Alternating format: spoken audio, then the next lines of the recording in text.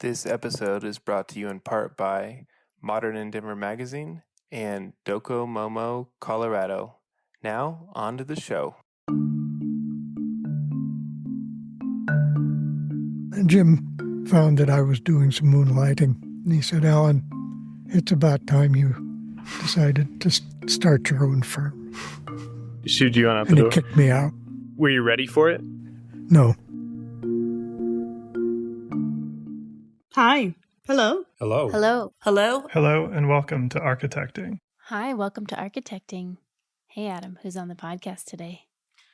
Well, hey, how about a little welcome back here? We've had a long pause, remember? Welcome back to Architecting. It's like it's left my life for so much, right? Well,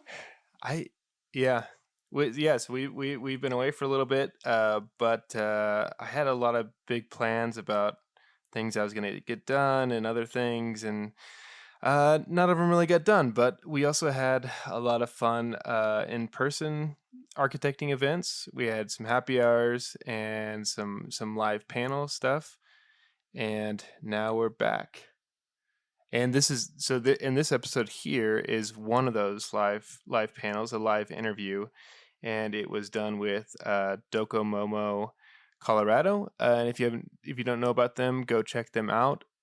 Cool organization. what does DoCoMoMo stand for?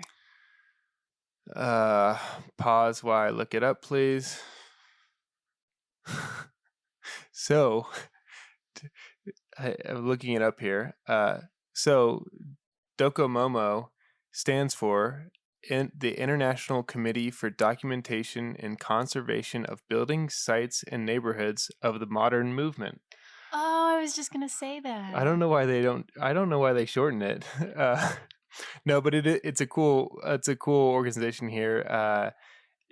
Just really into modern architecture and celebrating that, especially here in Colorado. So they have a monthly event, a monthly meeting, and they'll do different things, like have a presentation or go tour a building or something like that. And so for this podcast here, we had a special event in concert with them where we interviewed the architect Golin Gass.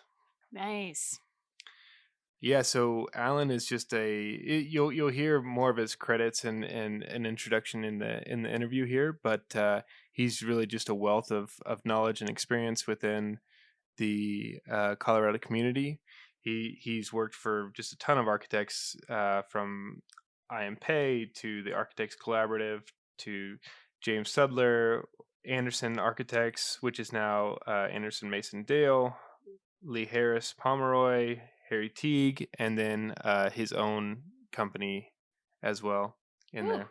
Yeah, It's a decent list. yeah. He's had decades and decades of architecture. So yeah, this was a fun talk. Good to get back into it. Check it out. Looking forward to it. Yeah, enjoy. Adam Wagoneer is the host and producer of Architecting, a Denver-based architect, co-founder of Further Architecture, and visiting lecturer at CU Denver. He holds 2 master's degrees in architecture from Yale and Kansas State University. He has worked for high-profile architects around the world in the U.S., Netherlands, and Mexico. As for Mr. Gass, in my opinion, a man who needs no or little introduction, a living legend in Colorado, a modern master architect with a body of work spanning nearly 70 years. Most of us in this room know him well, but tonight's interview, in general, will be the introduction we'll give. So join me in a round of applause of welcoming these 2 fellas to our chapter meeting. Well, yeah, thank you, Josh, for that introduction. I thought I was going to have to introduce myself a little bit, but you hit all the points. And thank you, to DoCoMoMo here. I've been here for just a long time, like 6 years, so long. And so I'm definitely still learning and finding people and finding groups. And this is a great group that weirdly I didn't know about. And so thanks to Adam and to Bree for reaching out and connecting with me. just real quick. So yeah, I've been here 6 years, something like that, but just really interested in the Colorado collective of architects and design world. And so about 3 weeks before the pandemic hit, I started to do an in-person podcast show with the goal of just interviewing Colorado architects and designers, and with the idea that probably not very many people would listen to it, but the idea of sort of documenting the time and the place and the people that are here and the stories, and getting deeper into these architects and the names that we know or that we don't know, but the built environment that they've created. And so in the last 2.5 years, we've done 53 episodes with architects, and really starting to build a community around this and doing more live events and live things to get people together. And so this is exciting. This is the second in-person interview I've done for the podcast. And the first one, I think, had about 4 or 5 students that had to be there because their professor was being interviewed. So this is a little bit better. But obviously we have a great guest here and somebody that a lot of people are interested in. And I have to admit, I mostly been sort of interviewing sort of younger architects, people coming up or sort of right in the middle of their career. And I have not done enough diving into the history of Colorado architects. And so I'm very glad to have Alan here and get to know him a little better. So thanks for coming. Thank you.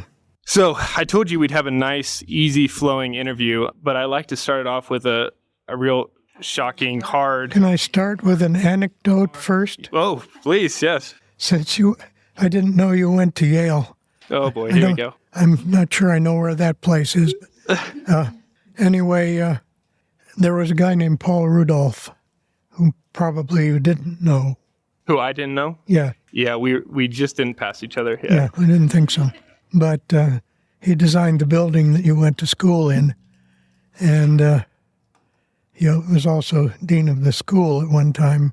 But long before that, he came to Cambridge and was a design critic in our third-year design class. And he didn't have an office in Cambridge, and he had he had the task of designing the Wellesley Fine Arts Building. So he set up an office in our third-year architecture class, and we got to watch every step of his design of the Wellesley Arts Building. What was the studio project? Was it a art museum? You work on this corner, you work on this corner. The project that he gave us was a project that he had in progress already, which was a U.S. embassy in Amman, Jordan. That was the project he gave us. So, okay. Let's not go that far yet. No, I didn't think you would. I'll get there. But I like to start with an awkward question first. So this question of who are you? So if you had to answer that question in 2 sentences, what would you say? Well, I'm a 4th-generation Denverite. I went to East Denver High School. I went to Harvard University for 7 years to find out that I'm going to be an architect. And I've practiced architecture in Denver mostly, and a little bit in New York and a little bit in Aspen during the past 70 years. We got the whole episode right there. What was Denver like when you were growing up? What was the feeling of it? Well, Denver was a cow town. Everybody knows that. Yeah. I mean, literally. And of course, even now, when the stock show arrives in Denver, they drive the cows down 17th Street. Mm-hmm. So, and Denver was not only that, but we had a stockyards that actually fed cattle at that time, and we had a number of slaughterhouses. So the winter winds always came from the north into Denver over the stockyards. Every time we could smell the stockyards, we knew we were going to have a snowstorm. So where did you grow up? What area? I was born in a hospital that is no more called St. Luke's. There's a housing development there now. And the first perhaps year or so, I'm not sure how much time, I lived in a small apartment house next to my grandfather's house that he had built actually on 15th and Emerson. The house that he actually bought from the heirs of another famous, much more famous architect, Frank Edbrook, was a house designed by William Lang, which is now known as the Gargoyle House. And it's also a Denver landmark. So I had a lot of experience in that house since I went to religious school at the old Temple Emmanuel on 17th and on 16th and Pearl, and I would walk up to my grandfather's house and stay there for lunch, and my father would then pick me up there. So even after we moved to 9th and Colorado Boulevard, I still did that. And then there's a huge housing development right there at 9th and Colorado Boulevard. Across the street was the medical school. Well, actually across the street from where we lived, which is hard for any of you to recognize now, it was a golf driving range. It's just bare prairie. And the closest building straight ahead was an enclosed tennis court that was built to accommodate the doctors at Colorado General Hospital, which hadn't crossed 9th Avenue at that point. Then we were there till I was 6, and then we moved to Park Hill, and that's where I grew up. You know, it's always interesting when I hear Denver was a cow town, is a cow town, was a cow town. I grew up in a cow town, like in the middle of Kansas with like 10,000 people. And, you know, to say like, yeah, I grew up in a cow town, but then there's these pieces of architecture, right, that you're around and that you're surrounded by. That make a felt impact on you growing up, the built environment, or is something you came to? You got to understand how I became an architect, and that's a sort of convoluted path because I had never intended to become an architect. I was impressed by a chemistry laboratory that the son of a friend of my father's had in his basement, and I got 2 chemistry sets one time as gifts, and I became very interested in science, and I continued with my interest in science. At the same time, I became interested in photography, and I found that my science could benefit me in learning about photography, and I learned how to mix the solutions that we used when we actually used film to take photographs. And I had these 2 hobbies for a long time. When I was in high school, I was encouraged actually by one of my friends who was also interested in chemistry and photography, actually my oldest friend. He entered an award competition, which at that time was called the Westinghouse Science Talent Competition. He was one of the top 40 award winners his year. He was a year ahead of me in school. And he made the decision to go to Harvard University. And I had thought of going to MIT. I was going to apply there and several other schools, but that following year I applied to the Westinghouse, and I wasn't as smart as he was. I got an honorable mention, though. There were 250 of those. And he convinced me to go to Harvard instead of MIT, so I guess I can blame my friend for convincing me to go to Harvard, because it was at Harvard where I actually discovered that I was interested in architecture. I wandered into one of the buildings at Harvard. I wandered into all the buildings at Harvard as a normally curious 18-year-old. And I wandered into the architecture school, which was the Graduate School of Design at that time. Not the same building they're in now. Right, yeah.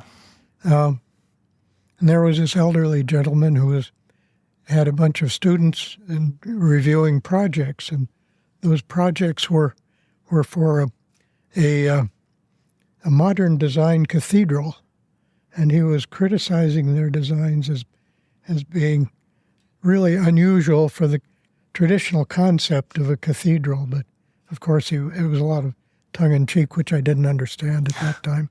This elderly gentleman, it turned out, was Walter Gropius. I didn't know that. I never knew who he was. I was always sort of interested in buildings in Denver. I was really entranced by Denver City Hall, actually. and the Equitable Building, which is still one of my favorites. But, they never got to the point of saying, do I want to try to do that? But So what was it about Gropius that... well, this whole concept of a modern design cathedral, and here was architecture. We had a few sort of radical architects in Denver, a guy named Burnham Hoyt and a guy named Vic Hornbein. Mm-hmm. I didn't really know their names. I'd heard of them, but only in passing. And this was the end of my freshman year, actually. I was majoring in chemistry. And it began to work on me. And I said, chemistry and art and science, design. And I knew that I had actually was a photographer on the yearbook for 3 years. And then I was assistant editor. Actually, I put together the yearbook. So I basically designed the yearbook my senior year in high school. So all of these things got to work on me, graphic design. And I said, I may be in the wrong field. The culmination of everything. After 10 years of going in the wrong direction, maybe I should talk to the undergraduate sponsor of the program in what was called architectural sciences. Harvard did not have an undergraduate degree in architecture. And so I met with him. His name was Norman Newton. Norman Newton had been president of the American Institute of Landscape Architects. And also, some of you may have heard of the Monuments Men during the Second World War. Norman Newton was one of the Monuments Men in Italy. Wow. And it was his job to determine whether, and the one thing I remember that he told us was it was his job to determine whether the Ponte Vecchio could be blown up in Florence. And the determination was no, because you couldn't run a tank over it. Yeah. It's not disposable. Yeah. Well, it was, of course, he did everything he could do. I think ultimately the Nazis were able to run some smaller tanks over it, but that was something that stuck in my mind. But Norman Newton suggested that I talk to some of the people there, which I did. And I had a friend, and I was a sophomore by that time, and I had a friend in Dunster House where I lived who was a year ahead of me, who was in architecture school, and he invited me to go to a lecture that Walter Gropius was giving to a basic design class that he was just innovating at Harvard. And the one thing that really threw me over the cliff was Walter Gropius's talk, because the first thing he said was, I've been on the visiting committee for the Air Force Academy, and we went out to Colorado Springs to look at the proposed site for the academy. And we had this experience of driving down to Colorado Springs on this perfectly ghastly street, which was lined with cheap bars and motels, no sidewalks. I knew exactly what he was talking about was South Santa Fe Drive, because that was the only route to Colorado Springs until I-25 was built, which was, I think, when I was in they started I-25 when I was in graduate school. So that threw me over the cliff. That made me decide, yes, I'd like to go into architecture. The idea of just how you could sculpt your physical environment, and especially your home. Yeah, I could actually make a contribution to my city, which I loved, and I still do. And so you threw out the chemistry set. You picked up the no, because I had transformed the chemistry set into a darkroom, into a photographic darkroom. Yeah, and I still had chemicals because I was mixing developers and fixers and stop baths and all kinds of things. You got into architecture in undergrad, and then you went right to graduate school. Yes, after I did. That? Mm-hmm. You got the taste of Gropius, this amazing figure. You get into architecture. By the time you graduate, what is the thing that most surprised you about the school and about the education? Well, the first thing you've got to know is that you walk into Harvard and you look around at the people who are your roommates and then their friends and their friends of friends. And you say, why the hell did I get in? Because all these brilliant kids. I mean, it's no Yale, but yeah, it's okay. But Well, my friend actually, after he got his PhD in chemistry, taught at Yale for about a year, I think, until he moved on.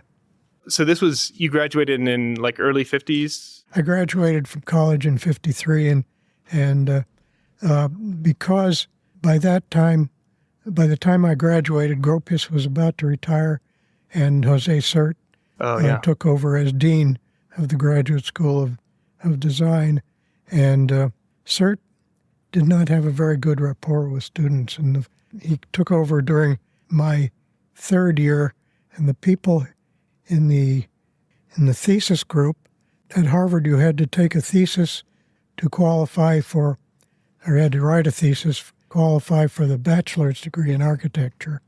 It was a graduate degree. And then if you wanted to take another year, or if you qualified, you could join the master's class, which was usually taught by the chairman of the Department of Architecture. Gropius was not the dean of the school, actually. He was chairman of the Department of Architecture. But Cert took over as dean and chairman of the Department of Architecture. He did not have a very good rapport, and the first thing he did was do away with the bachelor's degree entirely.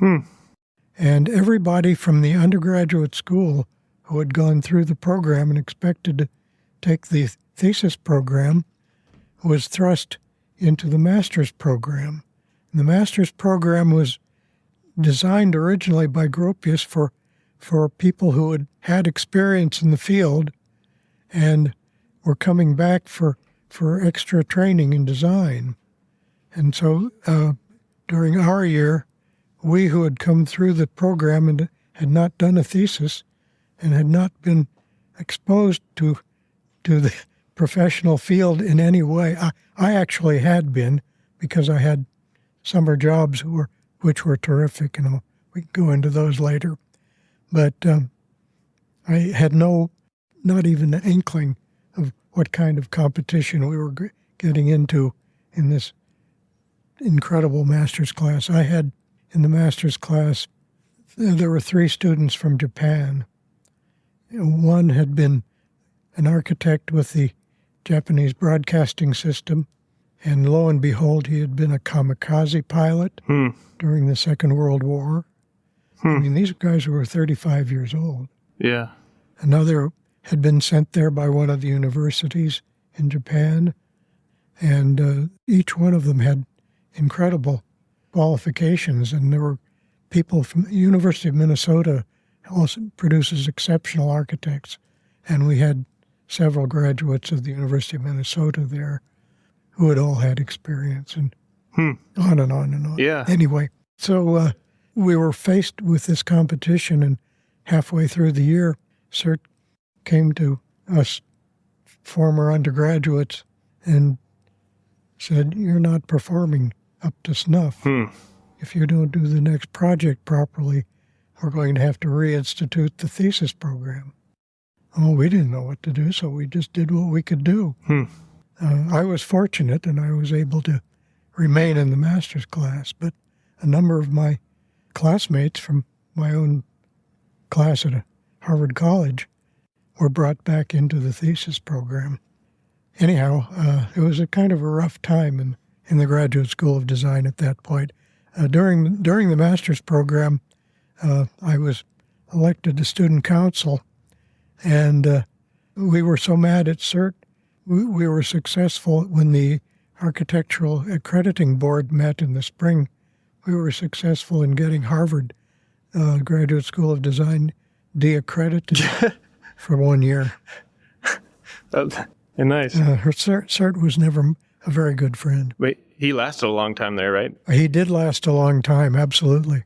And he learned, actually. He learned? Yeah, you because taught him the lesson? I went back for a reunion maybe 10, 15 years ago, and the people I met who who had known Cert later, really thought the world of him. And I'm not saying I didn't learn from him, because I did. I learned a lot. I learned a lot about how to be a person and how to design. Cert had worked for Corbusier. Yeah, I mean, that seems like such an exciting time. It was exciting because also at that time, Cert was designing the Miro Museum in Barcelona. Miro was a friend of his. And he was also designing Miro's home and studio in Mallorca. And those were all being done in our drafting rooms, because Cert didn't have an office in Cambridge either at that time.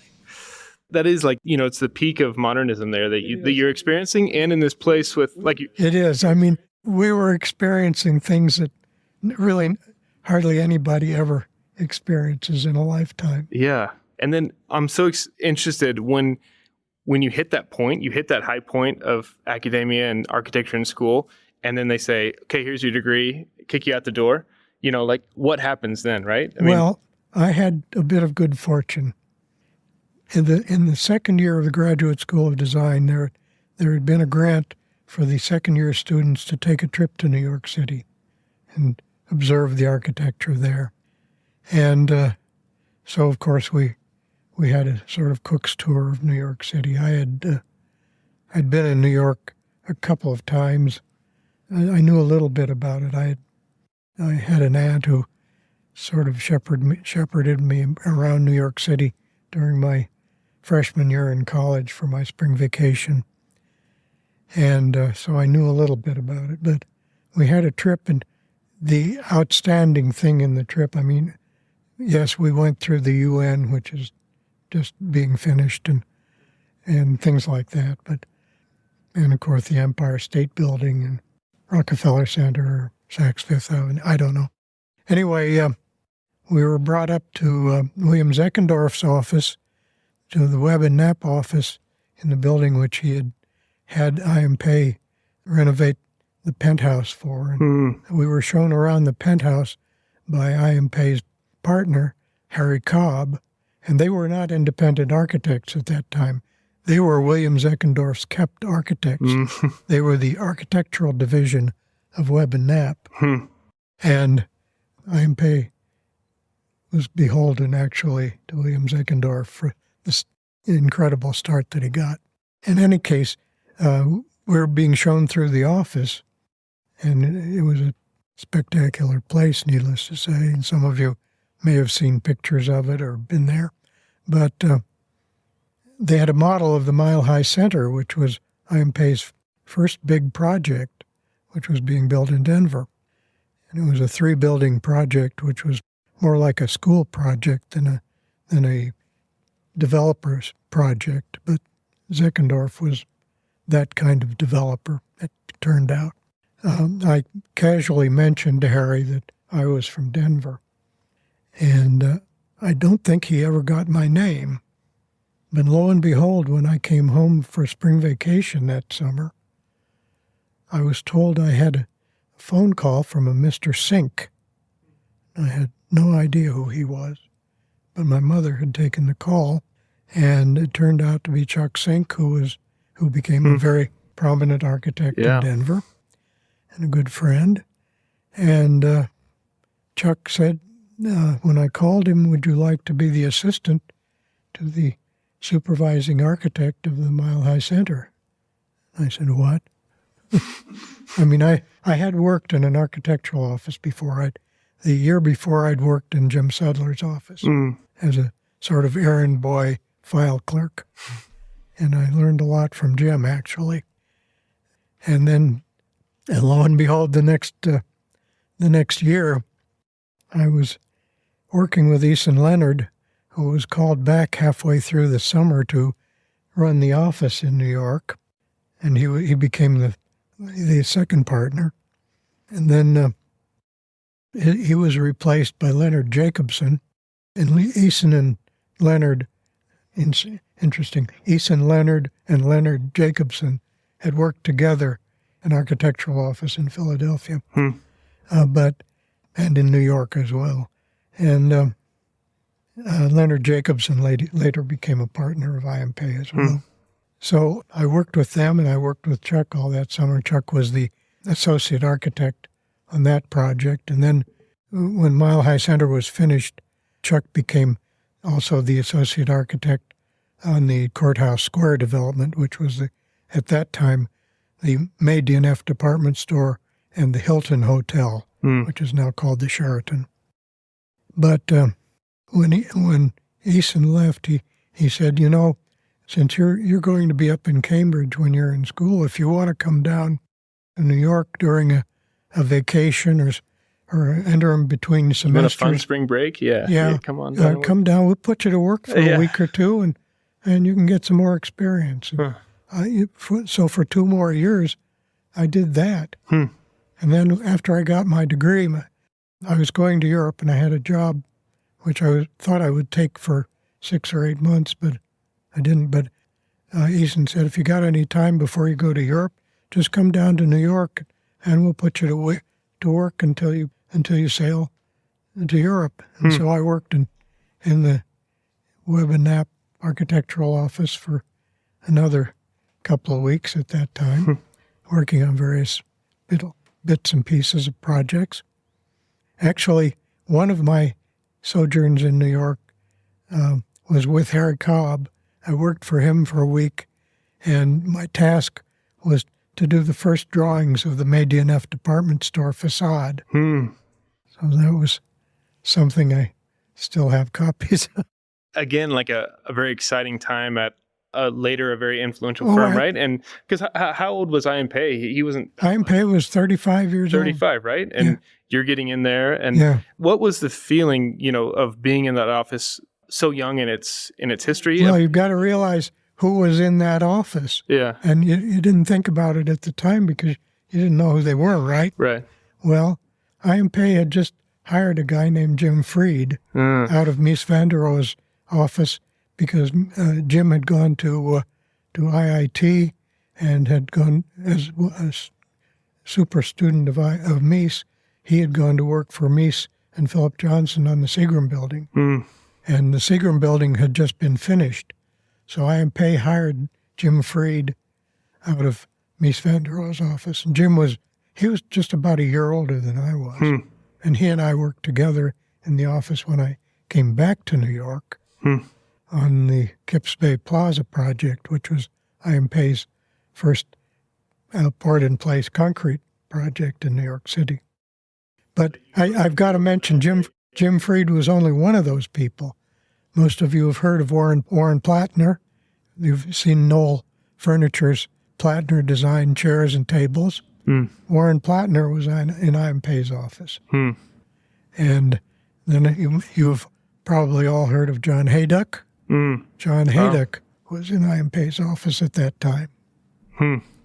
So there were really some pretty exceptional people in that office who had not yet bloomed in their own right. Right, yeah. And so you were in that environment, and then at a certain point, right, you stay in Denver and you kind of break away from that firm. No. I worked in New York for a year. Okay. And I did want to eventually come back to Colorado. I got a job. The Walter Gropius's firm, the Architects Collaborative, had an office in Colorado Springs. Oh, really? But they were not doing architecture. They were doing planning for Air Force bases. The Air Defense Command, along with NORAD and Peterson Field and all of that and the Air Force Academy was under construction at that time, was all going on at the same time. And so I went down, that was an opportunity for me to get back to Colorado. I would have stayed with Ian Pei forever probably, but I really wanted to. The opportunity came to come back to Colorado, so I did. And that really wasn't an interesting job for me, despite the fact of the Architects Collaborative, because there was no architecture and the Air Force bases were rather limited. I did make a few friends there. I met a guy named Cliff Nakata there, and some of you may have known Cliff Nakata. He was an architect in Colorado Springs for many years. He was our client. He worked for the Air Defense Command and stayed. But I came back to Denver, and since I had worked for Jim Sudler before, I interviewed with him, and he hired me. He said, we've just gotten a commission to do the new federal courthouse and office building in Denver. And why don't you come along with us? We've partnered with Fisher and Davis to form a joint venture firm to do the new courthouse and office building next to the post office. And so why don't you come along and we'll put you to work? And lo and behold, I joined them in a special office they had in the former First National Bank building, which had been taken over by the American National Bank. And Jim had put a gigantic, ghastly, cast in place, or a precast concrete facade over this traditional building. And he was finishing that, and his office was in the Denver motor garage that's used by the Brown Palace on Glenarm Street. There was a penthouse there, and lo and behold, Jim's office was in one of the spaces that were for rent, that were offices, and across the hall was the office of Bill Mucho, which was interesting. So I was going to say it had to be hard going from IMPay and the work that was going and having the draw to come back home. There's another connection there too, because while I was that summer I was working in Denver for Easton Leonard, Jim Sudler was also doing the interior of the Denver U.S. National Bank, which was in the former Montgomery Ward store that was part of the Mile High Center, and the exterior was designed by Harry Cobb. So that's funny. I did see Jim during that summer as well. Yeah. But I was going to say, that the courthouse building is, I think, one of the best buildings, and just so pure in its design, say, and so coming. I was the first employee on it, and I worked on the design with Jim Sudler and Rod Davis. The first sketch, and just built it like you designed it. And actually, I was there when the design started. And so, but then at a certain point, right, you go off and you start your own firm? No, actually, I did. Jim, during lapses in the design work, Jim asked me to design a house in the Polo Club for the guy who was president of the most prominent real estate firm in Denver at that time, called Van Schok and Company. And has anybody heard of Van Schok and Company? Any of you realtors? There we go. Oh, good. Great. Well, Tom Knowles was the president of Van Schok and Company. He was a Harvard graduate, a very austere guy from the Boston area. And he'd married Mary Kuntz, who was the daughter of one of the grandsons of the founder of the Colorado National Bank. So and the house was in a new development in the Polo Grounds, which was just being converted by Falkenberg Construction Company into a super high-end residential area. And they had they bought one of the first sites in the Polo Grounds, actually. So I was given the task of designing that house, which I did, and I worked with Falkenberg. Bill Falkenberg was an architect, and he had a draftsman working with him, so I worked with his draftsman instead of one of Jim Sudler's draftsmen, putting the plans together. That house has since been cannibalized to the point that it's unrecognizable, which is unfortunate. It's one of my favorites. But so that sort of commission into single family? No, I was actually doing some night work in the process while I was working for Jim, and I had done a speculative housing development for a developer which never came to pass. But I have some nice drawings to show of it. And I was about to take over my first commission, my first real personal commission. I had, while I was in school, I should go back to school because my favorite aunt, one of my mother's four sisters, wanted me to design a house for her while I was in school, which I did in Montclair and at 11th and Olive. And while I was in school, I designed that house, and I did a whole series of drawings, and the house still stands, and my aunt's granddaughter still lives in the house. So I had already built one house by the time I came back to Denver. I obviously didn't oversee the construction because I was still in school, but it came out pretty well, actually. So then what made you start your own firm? Yeah. Jim found that I was doing some moonlighting, and he said, Alan, it's about time you decided to start your own firm.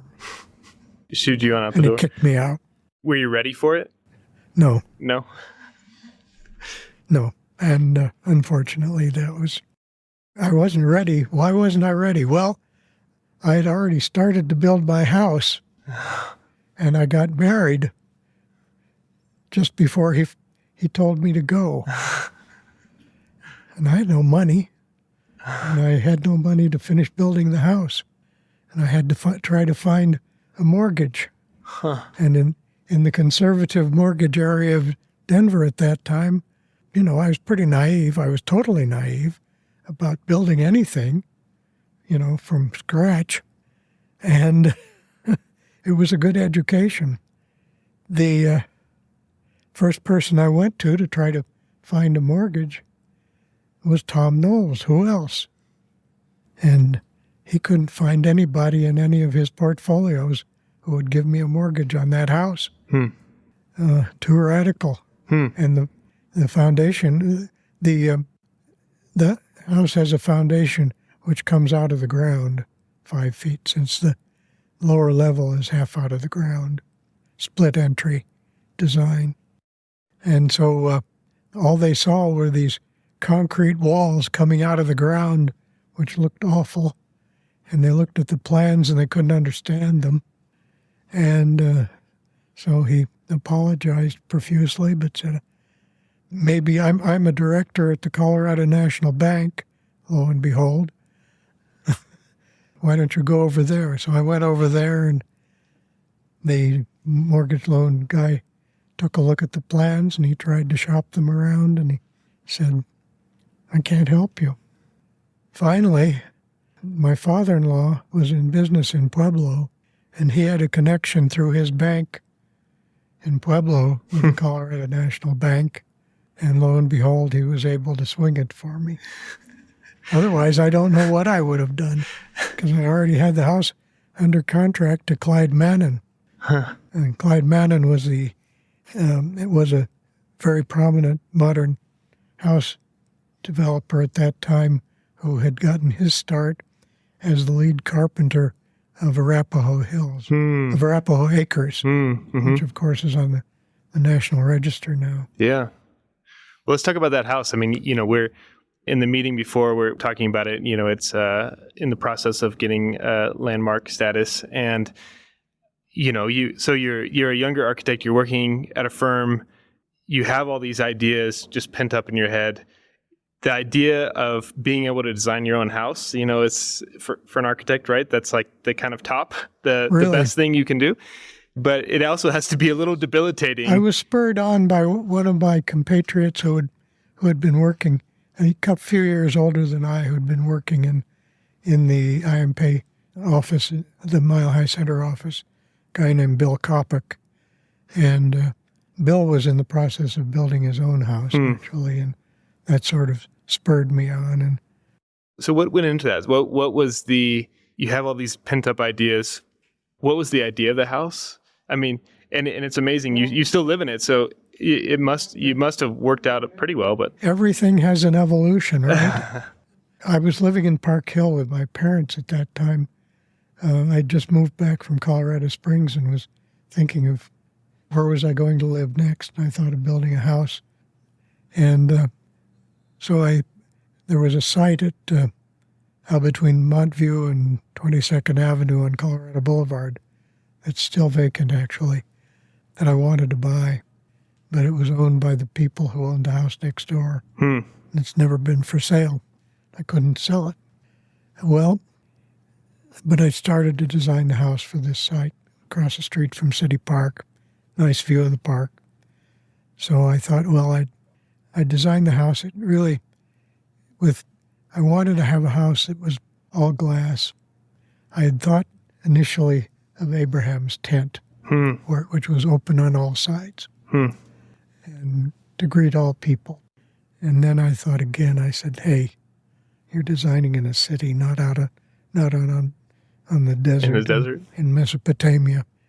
And so I started to think, how do we design an urban house that might still be inviting in some way and open, so have views and both the city, which would be the backyard, and some other great view, which at that time was City Park. Well, my aunt, for whom I had done the house previously, turned out was a fantastic site finder. And she had been at Greenbauer's nursery. They happened to be friends of our family. And lo and behold, she somehow had been driving on South Harrison Lane and noticed that they had subdivided 3 lots on South Harrison Lane, and one of them was for sale. And she came back, she called me up one day and said, "Why don't you go talk to the Wilmores?" And I knew Mrs. Wilmore. She was my first grade religious school teacher. So I talked to them, and lo and behold again, I mean, there are a lot of lo and beholds in my story. The realtor who was representing them was also a friend of our family, whose son happened to be in my religious school class. And her aunt happened to be the principal of the religious school. I knew the whole family. It was also sort of one happy family. So I looked at this lot, and I looked at the survey, and all of a sudden, the site was 100 by 104, which was great. I mean, nice size site. And it had a view straight west of the Rockies. There were some houses. The closest house, though, was about 150 feet away. And this sort of dump area, it was a sanitary landfill, was next to this site. The other 2 sites up the hill had already been sold. They couldn't sell this site because it was next to a dump. It had 2 alley easements, 2 8-foot alley easements on the east and the north, and it had an easement for an abandoned sewer, which was still active. I mean, the easement was active, running up the southwest corner. And I took a look at it, and I took a look at the house that I had designed for 20th and Colorado Boulevard. And I said, if I turn the house at 45 degrees, it will have an unobstructed view of the mountains. And it will fit on that site with all that impediment with no problem, and I can landscape the rest of it. So I made a deal with them. I said they wanted $7,500 for the site. So you're taking advantage of you, yeah. And I said, look, the site really is not as big as it looks, because I can't build on that. I don't even know how I could build on it. I have no idea. I wasn't letting on that I had a house designed for the site. Yeah. Come on. So I made a deal with them for $6,750. Actually, I offered them $6,500. They wouldn't take that. That's funny. Well, we're coming up here on an hour, and we're about you're about 30 years old at this point.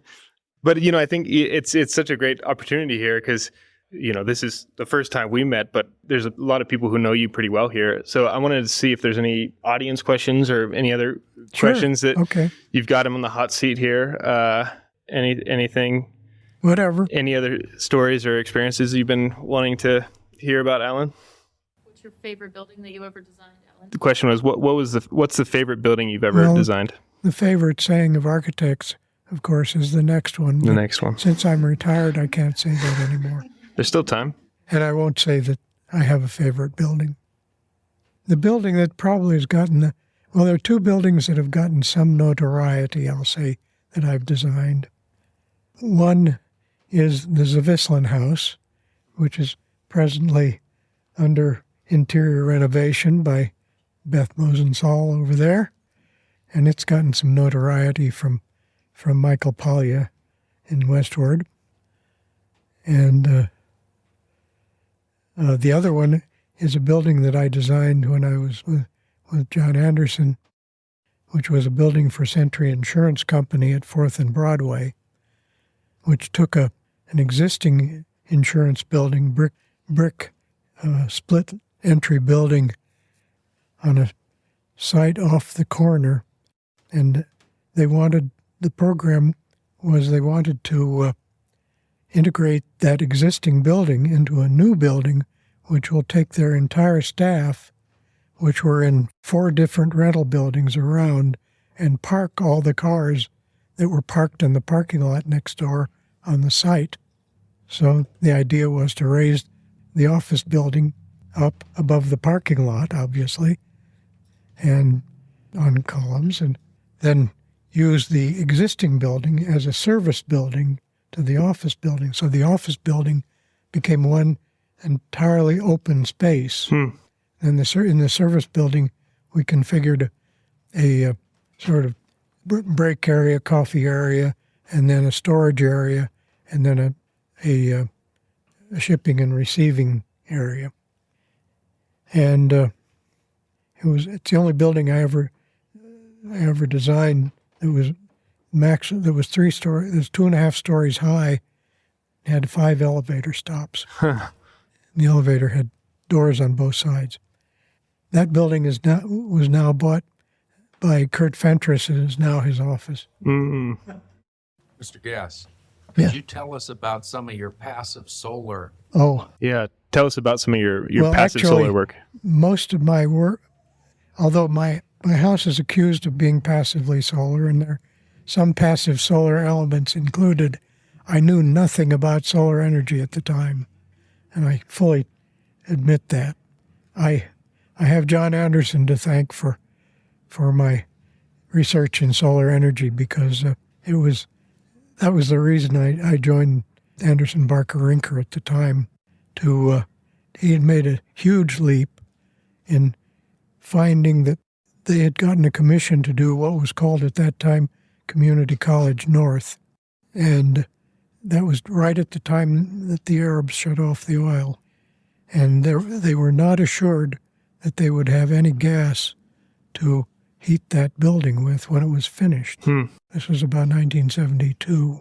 He made the leap of faith, saying, I'm going to design a solar heated building. And he found a mechanical engineer in Albuquerque named Frank Bridgers, who had done a solar-assisted heat pump project on his own office and had gotten some notoriety for it. And so he had already made an alliance with Bridgers, but he had nobody to do any research in solar energy. We'd known each other for quite a while, and he asked me if I had just left Jim Johnson's office. They were changing the configuration of their operation and moving, and so it was an opportunity for me to go somewhere else. And he asked me if I'd take on a research project in solar energy. And so what I did was I did what I call my 6-foot library of everything known about solar energy at that time, which was very, very little. I mean, there were very few books written about solar energy. There were a lot of guys doing experimental work in passive solar energy, of course, and Drop City was under construction in southern Colorado, which I later found out that the guys who built Drop City got the automobile tops from my father-in-law in Pueblo. My father-in-law was a metal salvage dealer.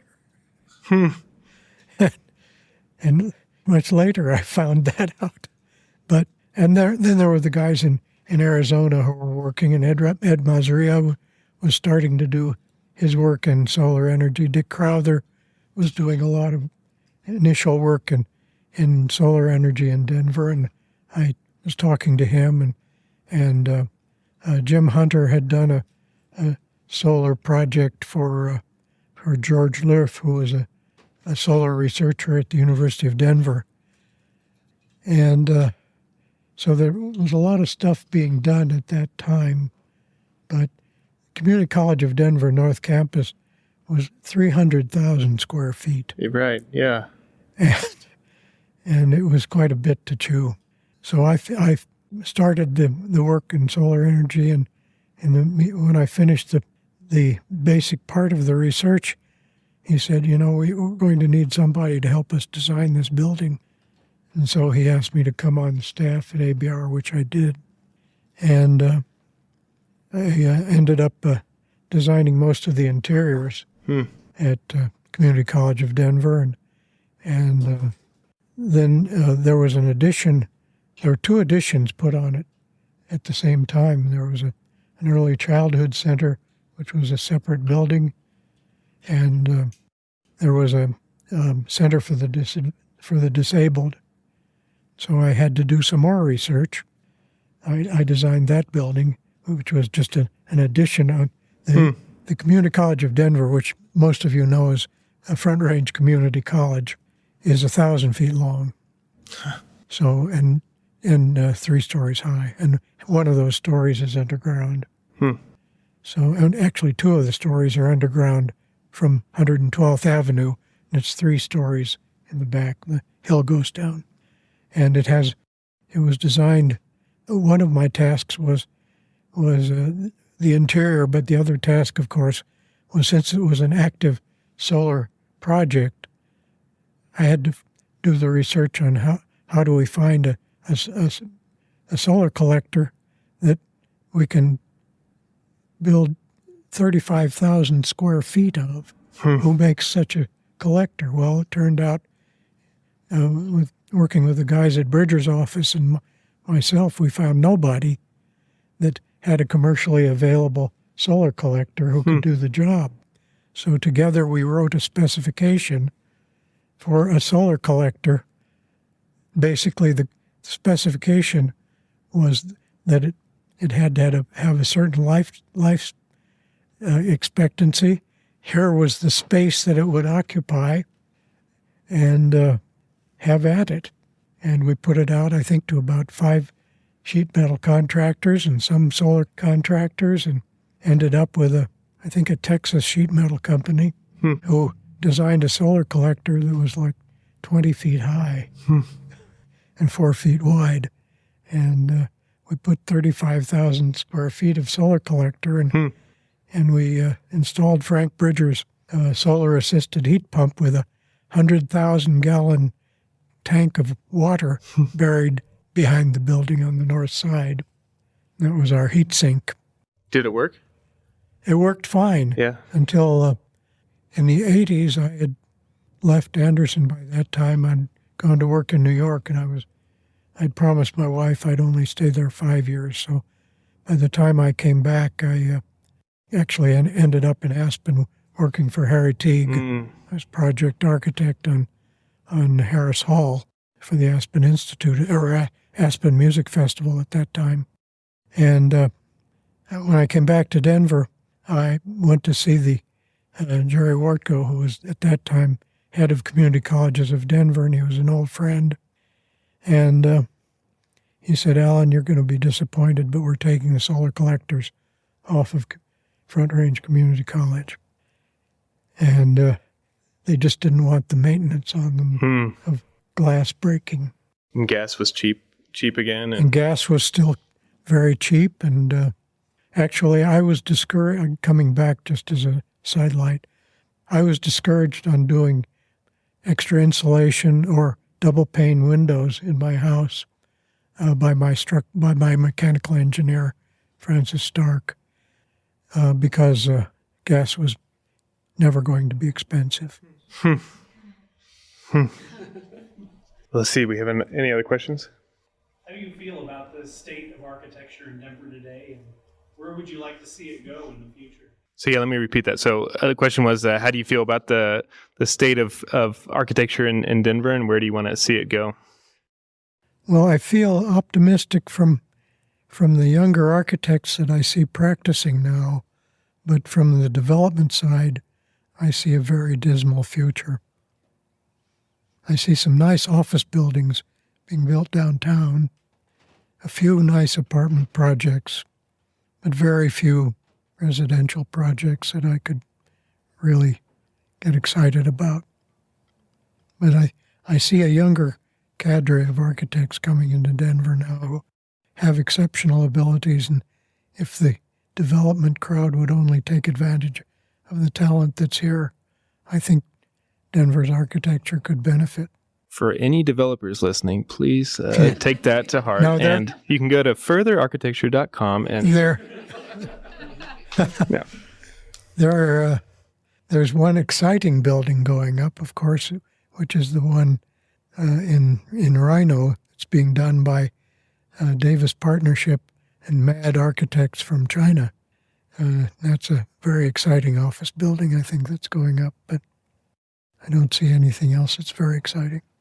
Because you sent me your CV, and it's this amazing 65-page document that I wish we could get into here. No, but you know, we've scratched the surface on so many things. But you know, one of those things, right? You were very involved in the urban design of Denver and the sculpting of our urban environment. And I think like that question of what is good architecture, or why is that project good, or that's my least successful part of my efforts. I spent a very great degree of my career trying to improve the urban design quality in Denver.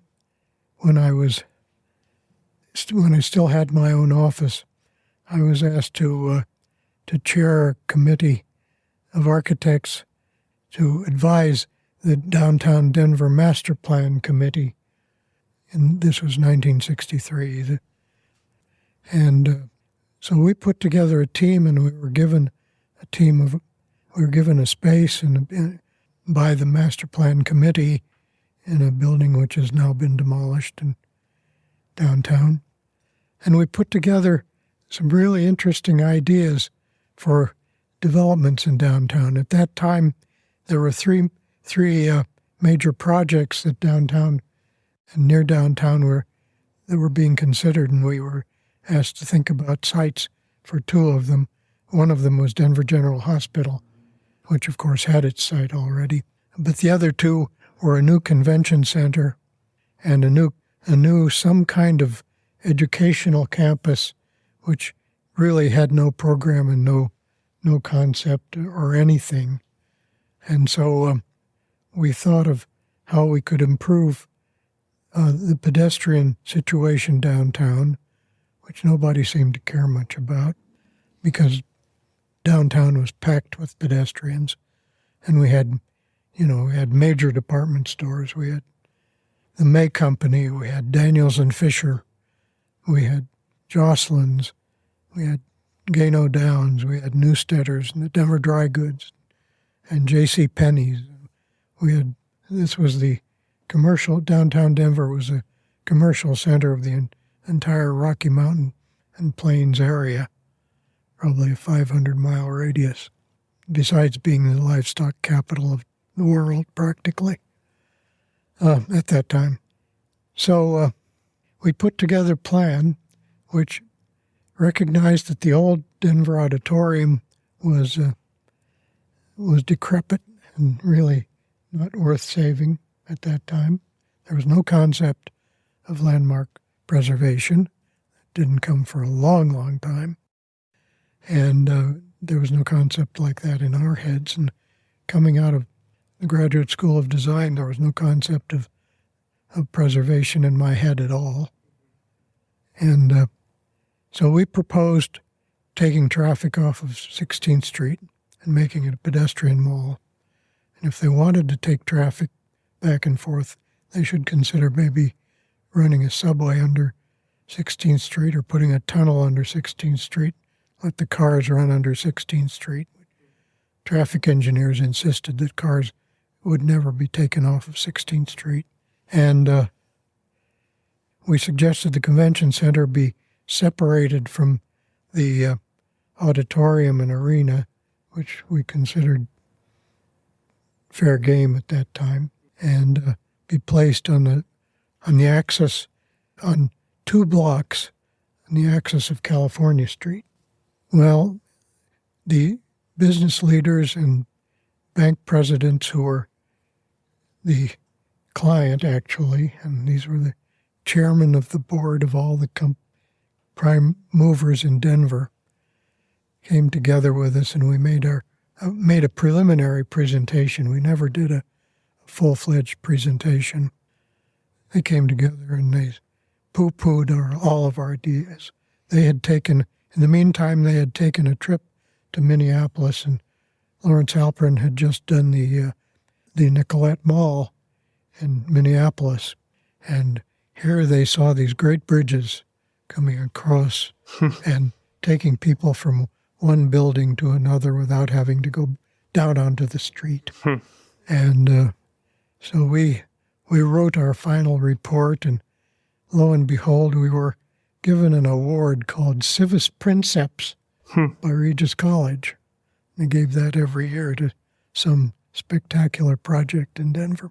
But the business leaders in Denver junked our project, and I wrote them a letter filled with urban design concepts, which none of them recognized, of course, saying that the pedestrian was the most important thing in the downtown area, not the car.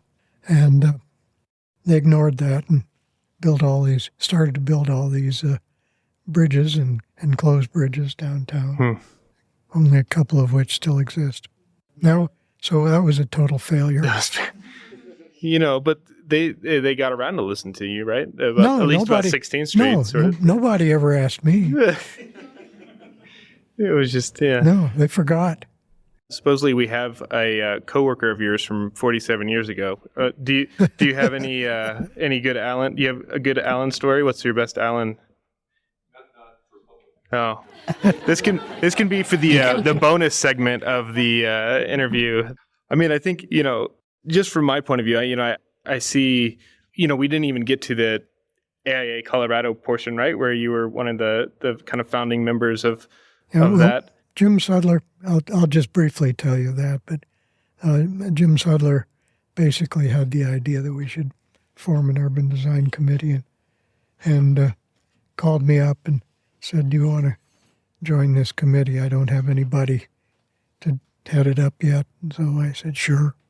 And so at that time I was working on transportation and looking at the Denver Regional Transportation Network, which I had been appointed AIA representative to, and we wanted to look at urban design, Skyline Urban Renewal. It was just they were just beginning to tear the buildings down in Skyline. Actually, yeah, they were just beginning to tear the buildings down in Skyline, and so we formed a committee which evolved into a transportation committee for a while, because transportation was one of the main issues. There was proposed a freeway network which not only included a loop freeway around Denver, but included several freeways actually coming through Denver. 6th Avenue from the mountains through Lowry Field would become a freeway. There would be a freeway north and south on Lincoln Street. There would be a freeway north and south somewhere around Race, perhaps. I don't know. I don't remember what that was now. But so a high school friend of mine who was an engineer at that time later became a very prominent environmentalist in Denver, Bert Melcher. Bert Melcher and I represented different neighborhoods, or he represented a neighborhood and I represented AIA on this Citizens Advisory Committee, and we were successful in getting 3 of the freeways killed. But we didn't get C-470 killed. There's a whole academic study done on our opposition to what was then called I-470. And I-470 was to be totally funded by the federal government. We finally convinced Governor Lamb, Kathy Donahue, who later became a city councilman, and I and a group of other people were in Dick Lamb's office when he announced he had put the silver spike into I-470. Well, Dick Lamb was sued by everybody in the world, and he found out that while he could take some of the federal funds out of I-470, he couldn't take them all out. So the Highway Department, as it was called at that time, recast the highway into C-470, and the money that was taken out of I-470, lo and behold, what did it build? The 16th Street Mall, designed by I.M. Pei. There you go. It's kind of funny.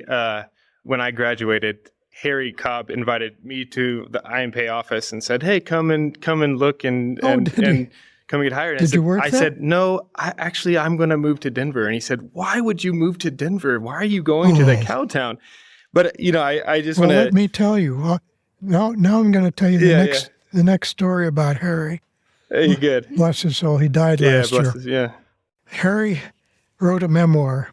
I don't know whether you've read it. And it was a complete memoir of all his entire span of his experience. It's a nice book. And the early part of it is stuff that I remember because I actually worked on some of the stuff that he talked about. But he talks about how he and Pei met, how Pei came to Zeckendorf, how Pei asked him to join them. And then he talks about the office, which he says he designed an elaborate piece of cabinet work as a bar in Zeckendorf's private suite upstairs. And then he jumps to Montreal. Well, the Place Ville-Marie in Montreal was Harry's first really super project. It was a great project. And he gushes about how Place Ville-Marie came to be. In this memoir, the name of Denver does not appear. Well, and that's what I was going to say. Some of us know the reason for that, but I.M. Pei's work in Denver has been savaged to the point that it can't be identified anymore. Yeah. That's what I was going to sort of end with here, is just saying thank you. You had so much opportunity to do so many things and so many other things, but coming back and diving into the city and really pouring your heart into it for this whole time. I think just this room here, you can see the impact that's made to the city. And I think just to end it, maybe, what is that last piece of advice? You've done your own firm. You've worked for all these amazing firms. We've worked on the environment here, both urban and environmentally. What is that one sort of piece of advice you have for the next generation of people and architects trying to make a difference in Denver? Perseverance. Great. It's been my motto. Nice. Well, thank you so much for sharing your story.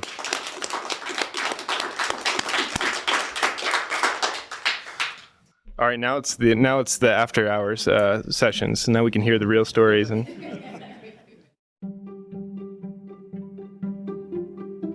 You can visit architecting.com, that's architect-ing.com, to see images from this week's guest. And please rate and review the show wherever you listen to podcasts. Have a great week and keep connecting.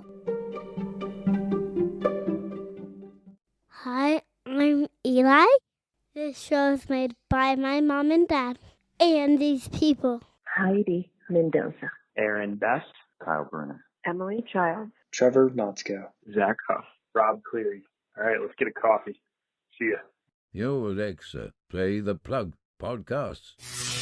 My boy Rudolph enjoys an immersive audio experience. Do you feel me? Ho, ho, ho! With Echo Studio, we can listen to any podcast or song from Amazon Music, Apple Podcasts, Spotify, and others. Click the link in this episode description. Santa, check out my podcast. Damn, even the Grinch has a podcast. Merry Christmas, ho! Ho, ho!